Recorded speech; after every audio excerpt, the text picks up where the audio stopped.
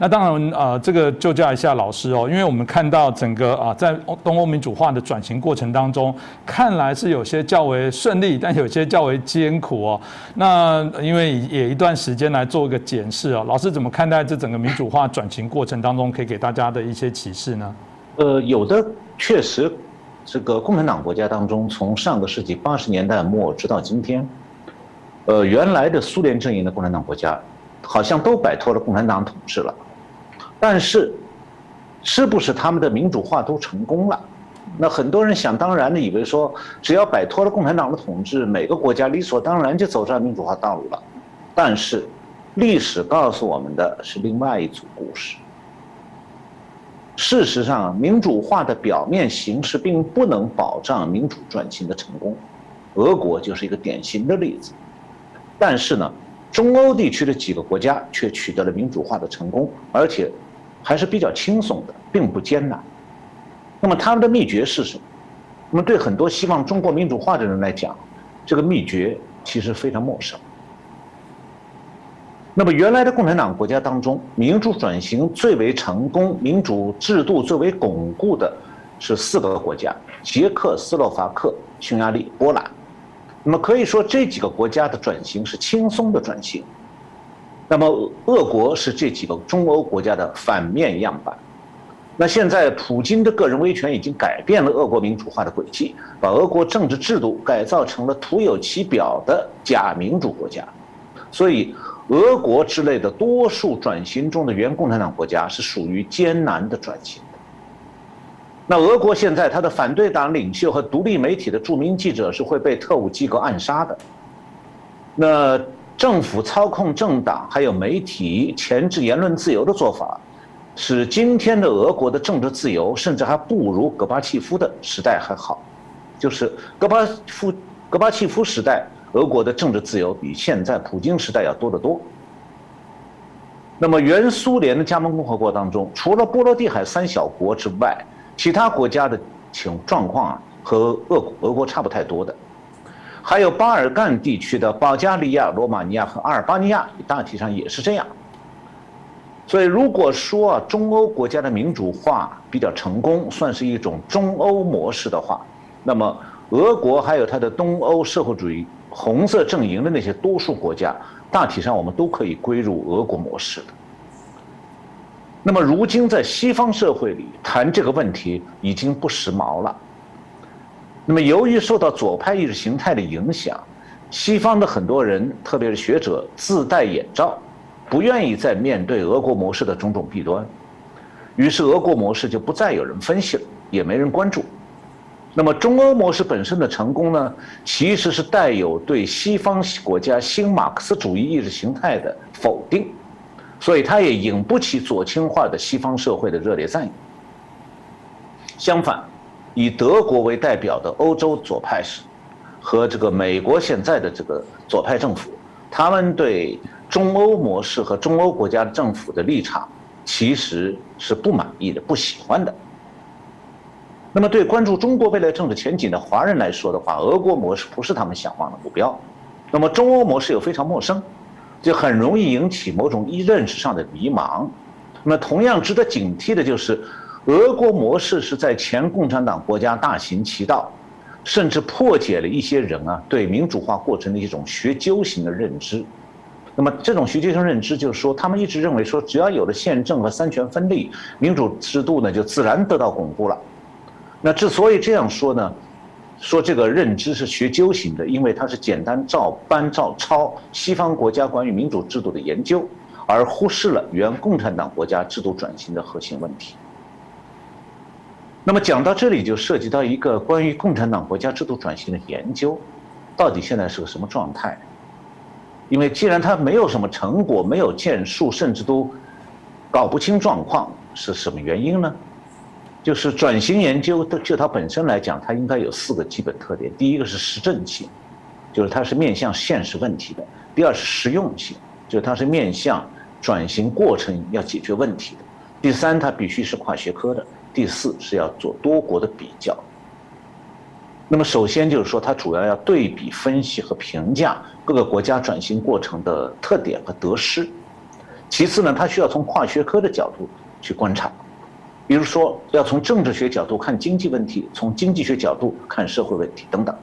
同时要综合运用社会科学三大学科政治学、经济学、社会学的已有知识，但是绝不能拘泥于各个学科的既定结论。我说的各个学科的既定结论，就是从这不同的学科毕业出来的学生，往往会以为说他自己在大学里或者研究所学的这些课程的结论，用到共产党国家一定灵。对不起，很多不灵的。还有就是用单一学科的理论，实际上是没办法有效解释转型中的社会经济现象的，所以必须是从跨学科的角度才能得出全新的发现。最后就是转型研究，它不能单纯的讲述各个国家本身的故事，而是要从多个转型国家的这个经验教训当中，通过比较分析、综合性的介绍，通常观察单一国家你没有办法看清楚和看到的问题和结论。但是啊，坦率的讲，在西方社会科学界，真正弄懂原共产党国家制度转型秘诀的研究者，其实寥寥无几。我讲的不客气一点，全世界加在一起可能不超过5个人。那么多数人呢，不过是照搬西方教科书去简单解释原共产党国家转型所发生的事情，其实经常是牛头不对马嘴。那其实有一个简单的标准来判断，说西方的研究者是不是懂得原共产党国家制度转型的秘诀。这个问题就是，或者说标准就是，他是不是明白价值观对制度转型的关键作用。如果一个西方研究者只知道跟你讲说政治民主化重要、经济市场化重要，那他对共产党国家制度转型的认识基本上只到皮毛层次。我们的听众朋友当中一定有不少是社会科学系科毕业的朋友，你们可能以前都没听说过西方学者不懂转型研究这种说法。那么为什么西方科学界真正弄懂原共产党国家制度转型秘诀的研究者寥寥无几呢？这就要看这个转型研究这个社会科学领域是一个跨学科分支，它的一些特点我刚才提到了。这个转型研究在维基百科上可以查到这个词条，就是 transitology。这个词条下面很有趣，基本上不包括共产党国家的转型研究，它讲是拉美国家。为什么？这就是我讲的原因，就是西方的社会科学界现在对于共产党国家的 transitology 毫无研究。虽然中国国家的转型已经完成30年，但是西方的学者们从来没有提供过任何系统的理论来理解这个过程。那么为什么西方学者不懂？首先是因为转型研究所需要的知识，社会科学任何一个系科都不能提供完整的内容。所以研究者你必须是要同时懂政治学、经济学和社会学。那么在政治学领域呢，有一个分支是比较政治。那么它是专门研究不同国家政治发展的规律的。我刚才讲的这个 transitology 这个维基百科的词条引的就是比较政治的研究拉美国家、发展中国家的一些资讯。那么这种资讯啊，它是本来是应该去从政治、经济、社会现象的相互关联当中，分析共产党国家究竟怎么样走上市场经济民主政治道路，有哪些成功的经验，存在哪些教训，面临什么困难，为什么可能步入歧途，以及步入歧途以后的后果。但事实上呢，在政治学、经济学、社会学、历史学这几个学科之间，在转型研究方面，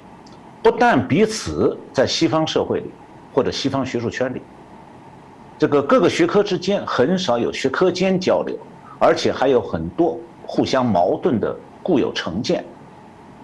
此外呢，就是说，无论从方法论还是从关注面去看，对这几个学科，就政治、经济、社会学，都是各有所长、各有所短。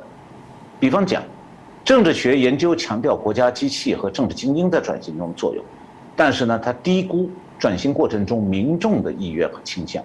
以及民众对精英决策的制约作用。也就是民主制度的核心是民众对精英的决策起制约作用。